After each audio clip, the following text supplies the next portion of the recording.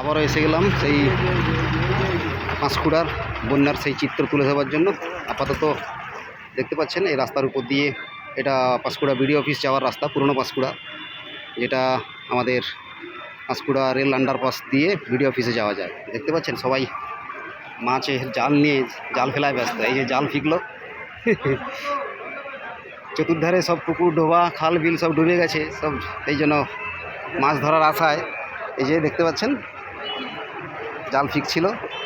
দেখা যাক কি হয়, মাছের দেখা মেলে কিনা। জালটা খুবই নতুন এবং সুন্দর,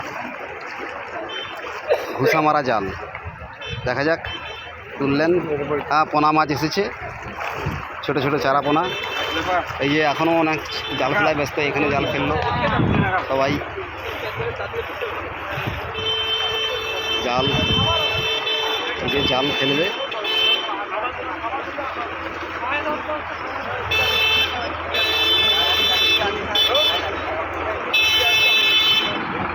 ট্রাক্টরে করে এখন বিভিন্ন রকম খাদ্য, পলিথিন, ত্রিপল এইসব পৌঁছানোর ব্যবস্থা করছে প্রশাসন থেকে।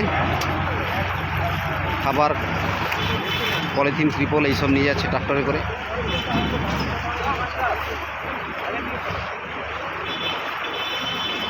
আবারও জাল ফিকলো, দেখা যাক কী হয়।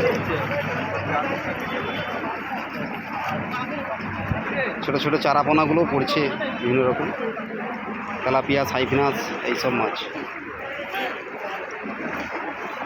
নেই।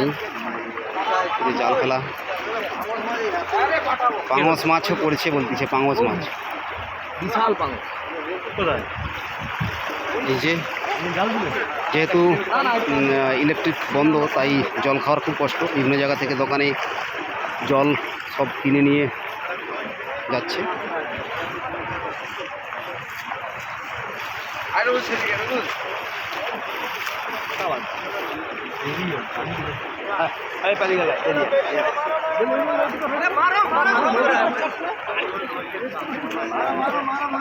এইখানটা কাছে ছিল মাছটা।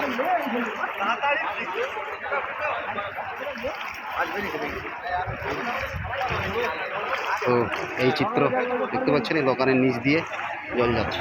এটা যে এসআর মার্বেল কাছেই, এটা বেঙ্গল মার্বেল, পাঁশকুড়া। সব জায়গায় শুধু জল জল জল জল জল। তো সবাই সঙ্গে থাকুন, ভালো থাকুন।